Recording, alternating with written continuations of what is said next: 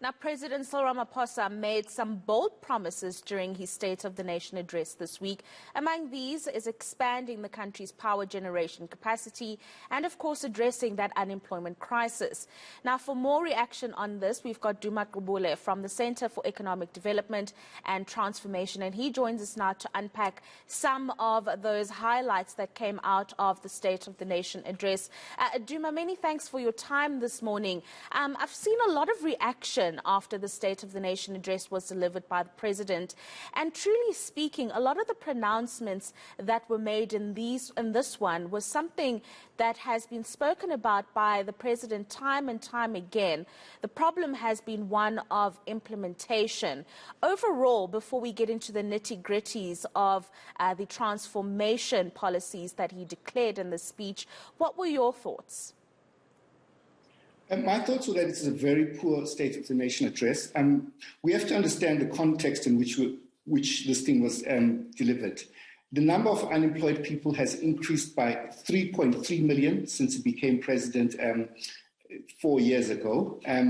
During that 4 years in the previous SONA, he has announced many projects to things to address unemployment. For example, the Youth Employment Scheme was a spectacular failure. The Job Summit was another spectacular failure in September 1998.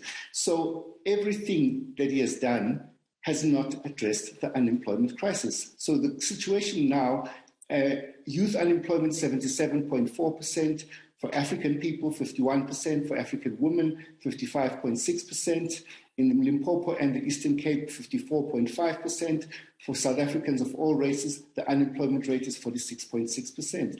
And there is nothing in that State of the Nation address that shows how we will address that crisis. Now, firstly, unemployment is a macroeconomic policy problem. It will not be addressed by projects because the scale of the project, of the crisis is so hard, is so massive. You can't address it through projects. So we have to, our macroeconomic policies must talk to this unemployment crisis. We have a reserve bank that is increasing interest rates during a fragile recovery, which is totally unacceptable. On the same time, we have National Treasury that will cancel everything that the President said. Let me just highlight one example. The President said we're going to increase employment of police officers by 12,000. The budget, National Treasury's budget, wants to cut the number of police officers by 18,400. So which one is true? So we have to get all institutions in South Africa, they must address, we have to grow the economy much higher than it is. Let me just give you an example. If we achieve the 6% growth rate, we will still have 11.7 million unemployed people by 2030. So what we need to do, in addition to economic growth, is that the government has to increase its public works programs massively as well. So there's so many things that should have been done in that State of the Nation address. And another disappointing thing was that he says there is no plan. We're going to develop a plan in 100 days. I was talking to the people at NEDLAC, and not many people seem to know what that means, Yeah, that was very interesting. I remember him saying that within the next 100 days, they're going to have what he called a social compact, actually, which will address many of these issues. And of course, the President is notorious for not coming back and giving up updates, once these task teams and whatnot have been set up. So, of course, we'll just have to listen out for that. But Duma, you speak about public works projects, huge ones that need to be established. This infrastructure fund, which he's been talking about for over 2 years now, saying to us that this year they've got projects that are set out for about 21 billion rand. But none of it really just comes together as he envisions. And I wonder what the stumbling blocks are here when it comes to getting these projects underway, Duma. Okay, let me explain. The stumbling blocks are National Treasury's austerity policies. This infrastructure fund was launched 4 years ago in September 2008. The President said it would be 400 billion rands. In February 2019, National Treasury said it would be 100 billion rands over 10 years, which is a very small number. Every year since then, National Treasury has allocated money to that fund, and during the year, they have cancelled the fund. In the last year, the National Treasury allocated 4 billion to the fund. In the medium-term budget in November, they cancelled that 4 billion because they said they had to pay the public sector workers. So I don't think that. And then one thing we should also remember is that one of the major reasons for the collapse of investment of the low investment rates in the country has been a public sector investment strike.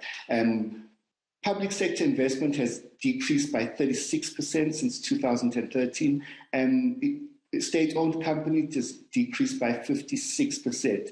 So unless the government explains how they're going to reverse this trend of infrastructure, this public sector investment strike, I don't think they're taking this issue seriously. Yeah. No, absolutely not. Another big issue that came about, unsurprisingly, the president increased the time span for the relief grant, the special relief distress grant, the 350 rand. Your thoughts on that? A lot of mixed thoughts in that we are trying to rebuild an economy that's absolutely on its knees. In the meanwhile, we're increasing this notion of South Africa being a welfare state. Right now, the scale of the crisis, as I said, is that it is so huge. As I said earlier on, let's say we achieve this 6% growth, which we are not going to achieve on the current policies. We'll still have just under 12 million people who are unemployed. Are the people supposed to starve while they wait for the jobs? The economy has shed 500,000 jobs since September 2008. We have no option but to provide humanitarian support. We have 10 million people who went hungry last year in April and May 2021, according to a survey, and 3 million children. So I'm a big supporter of this basic income grant. We are hoping that it will eventually be implemented in March 2023. What people should remember about this grant is that, number one, it provides a stimulus to the economy. And I've done some modeling in terms of that. And my version of this basic income grant is that if it should be gradually implemented at the three poverty lines of 624, 890 and 1,335 over 3 years. And that will provide a boost to the economy of about 360 billion rands. That will increase our growth rate to about 4.5%. And the government must blend the stimulus with a second stimulus that will address the jobs. So I do think that what we have to do, because of the scale of this crisis, we have to provide immediate humanitarian support so that people can live. And then also we have to provide infrastructure investments, and we have to invest in our people and in our infrastructure as a country. Yeah. Another thing that we have to invest in, Duma, is our small businesses, which he spoke about quite succinctly in his speech, saying that there will be the Bounceback Scheme that will be established, the scheme that was established when we were at the peak of the pandemic, he did say was absolutely a disaster. But I think this is also still a little bit of a disaster, Duma, because the problem here is that small businesses are being offered loans. There's nothing to say that we are giving you this money to get back on your feet and you don't have to worry about paying us back. I worry that he's not engaging enough with stakeholders to understand that a small business will not take a loan in this time because they don't know how and when they will be able to pay it back. Why aren't there conversations about more developmental financing, in that it's more of a grant than it would be a loan? Why are we stuck in this loan sense of doing things, especially when we've seen how small businesses have been impacted? Okay, yeah, let's remember that in the stimulus package that was announced last year, there was a 200 billion rand loan guarantee scheme. And it was relying on the banks to provide these loans. And the banks, it was a spectacular failure because the banks only provided just under 20 billion rands.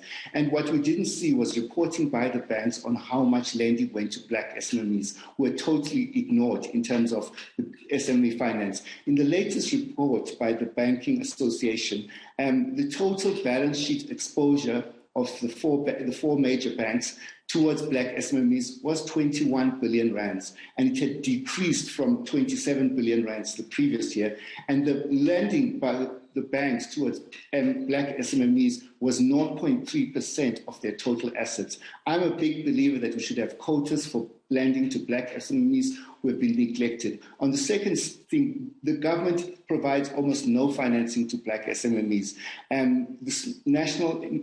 What's it called, SEFA, Small Enterprise Finance Agency, provides 1 billion rands.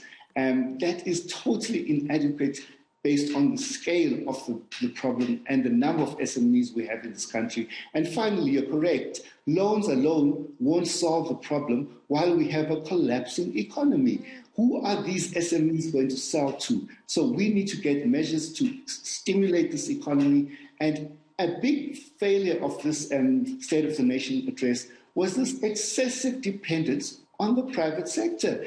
The government has got... the government must be the one that leads way, and you can't expect the private sector to be doing what you're not doing.